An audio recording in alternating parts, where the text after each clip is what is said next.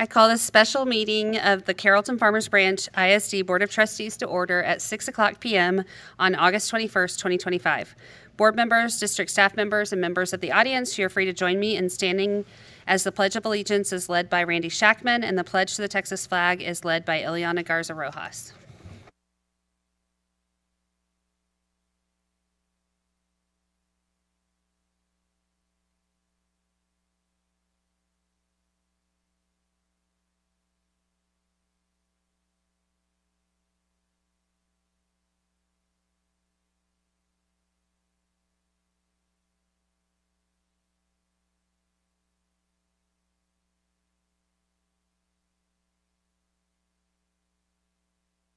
Well, welcome to our staff and our visitors. We are hosting this meeting. As we move forward, you'll see in the agenda to focus on buttoning up the fiscal year that we are exiting and entering into a new fiscal year, celebrating our student accountability ratings as we do this, and focusing all of our efforts on student outcomes as we move into a new fiscal year, and really making sure that our dollars are directed as targeted as possible to achieving student outcomes. And with that, we dedicate all of our efforts and resources to our high goal of expectations for all. And we use this to guide all deliberations, decisions, and actions. You will get to see all deliberations, decisions, and actions of the board in open session, with the exception of some items which are dictated by the Texas Government Code Section 551 as the under the Texas Open Meetings Law, and they deal with personnel matters, consultation with the attorney, and real estate, and they may be in closed session. For the record, board members present are Ileana Garza Rojas, Marjorie Barnes, Carolyn Benavides, Paul Gilmore, Randy Shackman, and myself, Cassandra Hatfield. We constitute a quorum and may conduct business on behalf of the district. The next agenda item is item number 2, our public meeting to discuss the 2025-2026 budget and proposed tax rate. The time is now 6:02 p.m. As established by the Texas Education Code sections 44.002 through 44.006, the process to adopt the annual budget and tax rate for Texas public school districts includes a lawfully posted public meeting during which our constituents may participate. Anyone wishing to speak will be invited to approach the microphone and address the board following the presentation. Comments should pertain to the 2025-2026 budget and the proposed tax rate and be no longer than 3 minutes. Ms. Settle will begin the presentation before we open the floor for comments from our audience. Ms. Settle? Good evening, President Hatfield, trustees, and Dr. Eldridge. I wanted to take a couple of moments to discuss the unique landscape of the budget process, as adoption of the budget and tax rate are one of the key functions of this board. As you mentioned, each year Texas school districts adopt their budgets and tax rates under Texas Education Code sections 44.001 through 44.006 and Texas Tax Code chapter 26 and the related policies we hold here locally under CE and CCG. However, the 89th legislature had a significant impact on school districts in the increase in residents' homestead exemption from $100,000 to $140,000 under Senate Bill 4, and the increased additional homestead exemption for an adult who is disabled or over 65 from $10,000 to $60,000 under Senate Bill 23. These provisions are effective for the 2025 tax year, contingent on the passage of the authorizing constitutional amendments we'll see on the November election ballots. Our own district tax assessor collector, Mrs. Anna Brady, has calculated the no new revenue tax rate assuming the passage of the constitutional amendments. This would be the best practices that districts across the state are employing. Besides the impact on the local tax effort, the 89th made a historic investment in teacher salaries, over $8 billion, through an increase in revenue for this restricted expenditure. After the basic allotment had not changed for 6 years prior, the district has now an additional $55 in the basic allotment per student to generate unrestricted revenue. All of that said, the board will consider for adoption the 3 budgets that are required by statute to be approved by trustees and the supporting tax rates. The 3 proposed budgets before the board are as follows: the General Operating Fund, Student Nutrition, and Debt Service Fund. Related to those budgets are the two supporting tax rates for two of those funds, the maintenance and operating tax rate, which supports the general fund, that financially supports what it sounds like, the operations of educating the scholars of Carrollton-Farmers Branch ISD. The other tax rate is the interest in sinking, or often abbreviated INS, which supports the obligation of previously issued bonds.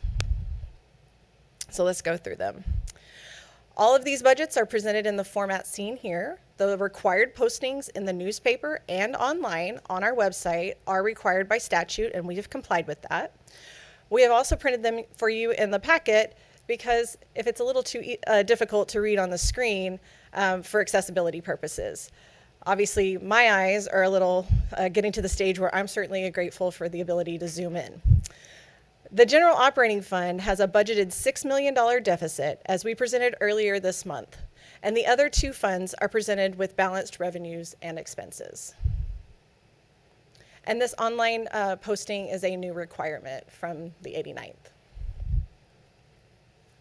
We put a significant effort this year in transparency of assumptions along the way to ensure the best possible revenue prediction as it is presented here in the last meeting. Keep in mind that as local tax effort rises with the property values provided by our central appraisal districts in Denton and Dallas counties, the state's effort is offset because the primary funding driver in the formula is student attendance, not just enrollment. And by correlation, students remain our main cost center. As we proceed through the year, we will be leveraging every strategy available to strategically align our cost centers to meet our revenue drivers with a laser focus on student outcomes. And now let's discuss some expenditures. The expenditure budget, or the governmental term is actually appropriation, is a collaborative effort that has been operated throughout the district. Every budget manager collaborated to prepare this budget that is decreasing overall to meet our new generated revenue. As a significant portion of the economy of all our municipalities within our district boundaries, the budget is an important document that provides the vehicle for the activities that keep the district as a major employer and supporter of local businesses. Expenditures have decreased overall by $8 million in strategic reductions, while at the same time issuing the required HB2 teacher raises, investment in our auxiliary staff, and a 2% off midpoint raise for all other employees. I'm incredibly grateful to my partners and senior leadership that really dug into this work and continue to collaborate in the effort to match our expenses with our revenue structure as it is. Our single largest investment remains instruction. If there is ever a document that displays our priorities, it's the annual budget. And 60% of the expenditures are focused on the mission of the district, to empower scholars to acquire lifelong knowledge, skills, and values that prepare them to compete in the world marketplace while contributing to their community. That mission needs support in the way of instructional and school leadership, counseling and health services, and to provide the co-curricular and extracurricular activities that enhance the public education we provide our scholars. Other categories like general administration and operations are required and a necessity to operate a district of this size. But last but not least, I wanted to cover a little bit in detail the function code 91 in the other category. The only contracted service tied to this code is the function of the funding formula we call recapture, or Robin Hood. This can change significantly through the year based on the refined average daily attendance calculation that will be reported next summer during our PEIMS submission. The state came up with this term to define the agreement that the statute dictates that the district remit local dollars to be redistributed to other districts throughout the state when local tax effort spills over the glass, as I've demonstrated before. On to the debt service. The debt service fund is used to pay principal and interest on the debt incurred through the sale of bonds. The proceeds from bonds are used to finance long-term improvements to existing facilities, like the 19 campuses that were under construction this summer. And the revenue for this fund is generated from the interest and sinking portion of the overall tax rate that remains one of the lowest in the area at 20 cents per $100 of property value. I also would like to note that the INS tax rate cannot be used for anything related to the general fund.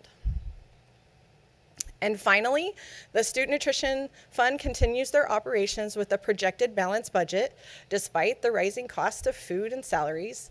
I want to recognize Kristen Hess for the amazing job she does and took the opportunity during consolidation to optimize her operations with the closing of 4 kitchens. She really does a fantastic job at managing this fund. Last year, she and her team served over 1 million breakfasts and 2.7 million lunches. She's often quoted as saying they operate the largest chain restaurant in your neighborhood.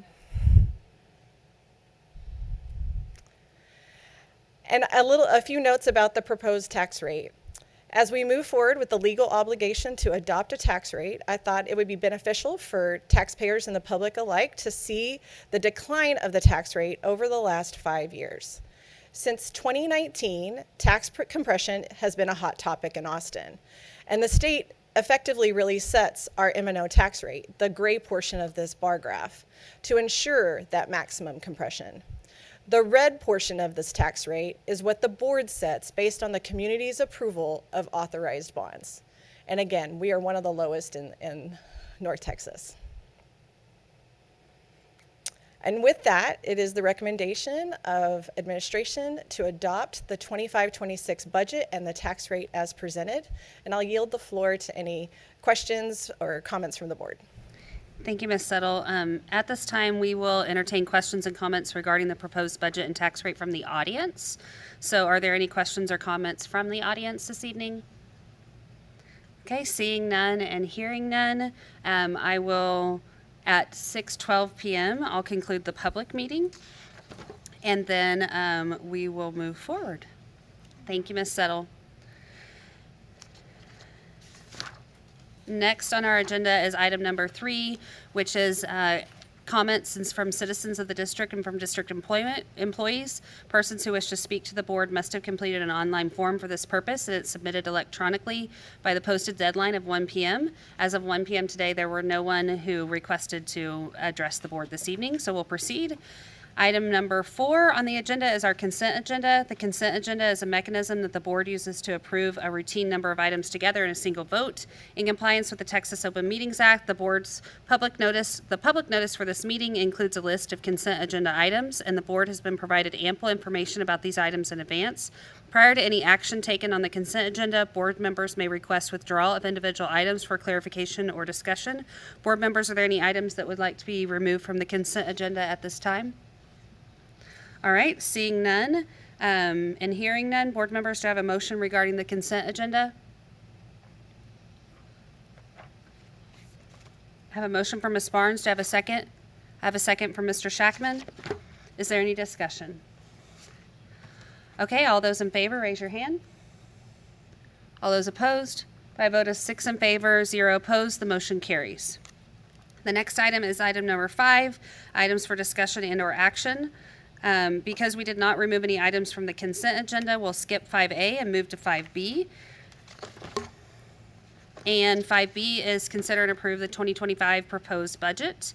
And Ms. Settle presented the public meeting, but do you have any other additional comments from that? No? Okay. Do we have any questions for Ms. Settle? I do have a question. Could we look at function 41? Just wanted to acknowledge that there was increased expenditures in function 41, and the title general administration can sound many different things to many different people. So I was wondering if you could explain how general administration connects to student achievement and why that budget increased. So when I arrived last September, we had noted that there was some coding errors in the original adopted budget from 24-25.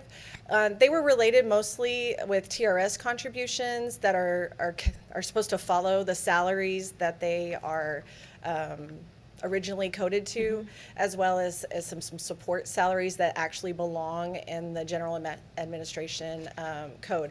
We follow something called the, well, you know, all the acronyms, it's FASRAG. It's called the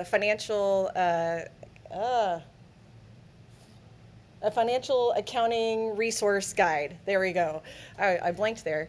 And it defines what each of those codes and the types of salaries that belong there. So you'll note that in your budget amendment, that was that amendment or the transfer between the codes was done prior to the amendment before on the agenda today. The types of general administration expenses, well, I'm a general administration expense, but also, you know, just my team, HR, and it has a very prescribed, there's also an org code that's associated with it, and it's very prescriptive. Having just taken the finance class in my EDD, you are speaking my language of function codes and all the different numbers. So I just thought it would be good to clarify that for the public that it is seen and noted, but that there were some coding things that have been resolved. Right. And the best practice is to present adopted to adopted rather than amended to adopted. Great. So. Thank you. Board members, any additional questions about the 2025-2026 budget? Okay. This item is marked for possible action. Does the board wish to take any action? Ms. Garza Rojas? Is it 5B? It is 5B, yes. I move to approve 5B. Do I need to read any language on this? You can just say the, oh, Consider and approve the 2025-2026 proposed budget.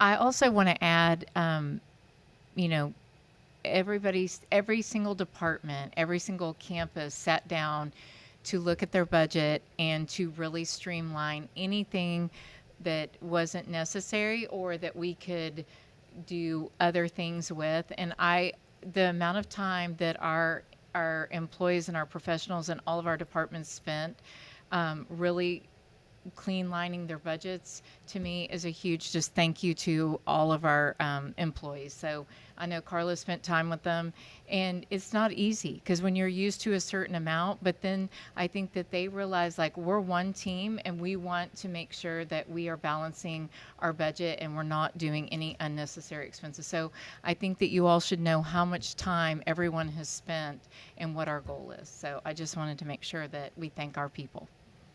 Thank you, Dr. Aldridge. And I agree. I think it's also important for the public to watch the last board meeting, because in the last board meeting, we went in detail over the projected budget and the plan to continue to monitor our spending and really looked at some comparison graphs. So for the members of the public, if you are wondering additional questions, I encourage you to go back to our last board meeting and listen to the budget update, because you will find additional information that help the board be able to move through the work today as we prepare for the next school year and really anticipate targeting expenses towards student outcomes.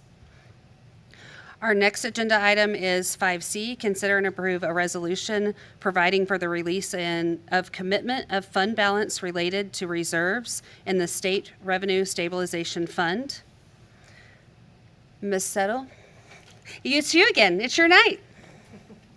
Yes, we reviewed this at the last board meeting that the boards previously had set aside funds when there would be a significant fluctuation in the funding formula, and similar to what the district experienced in the 25 school year. So this resolution would release that committed fund balance to allow us to offset that revenue fluctuation. Thank you. Board members, do you have any questions for Ms. Settle? Okay. And this item does have a resolution attached. Mr. Scheckman? I would move that the Board of Trustees adopt a resolution providing for the release of committed fund balance as presented.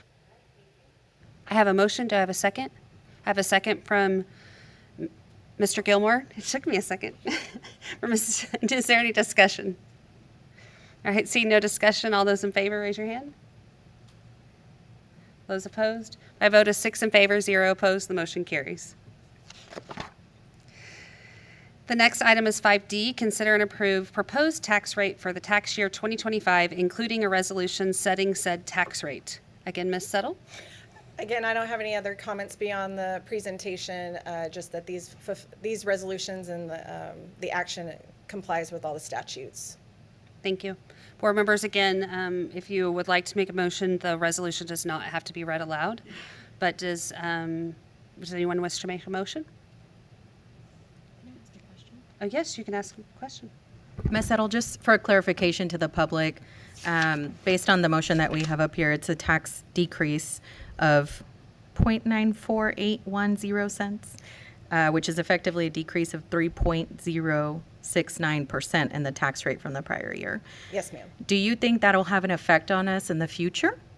Well, we are statutorily required to adopt the maximum compressed tax rate. So would I love extra pennies to generate unrestricted revenue? Absolutely, but that's not allowed under our current funding formula. However, one of the things I like to note for taxpayers when we hear from them, why didn't my property tax bill go down? Well, that's usually a result of the values that are set by the central appraisal districts, and that is not under the control of the district.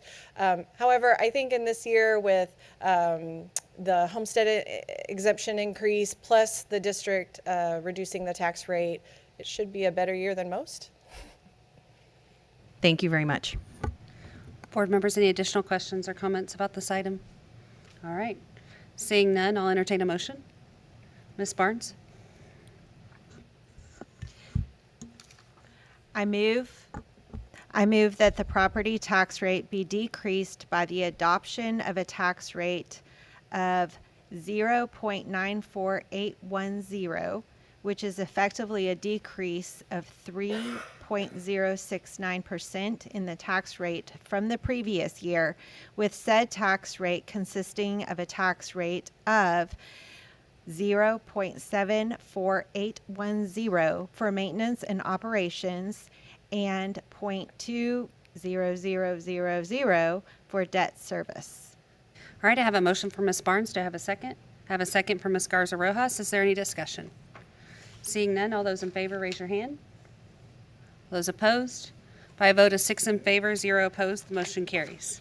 Congratulations, Ms. Settle. You can begin on the new year. Ready for the next one. Ready for the next one. All right, so at this time, we'll move on to agenda item number 6, comments from board members on the posted agenda items. Board members, do you have any comments on the posted agenda? Mr. Shackman. Congratulations to everybody in the finance department. This has been a multi-year process to bring us into compliance and update and streamline our financial procedures and coding and all of that. And thank you for guiding and helping to lead us in that effort. And I'm glad that we have reached this point. Thank you. Any other comments or questions? All right. We have reached the end of our agenda, and we are adjourned at 6:24 p.m.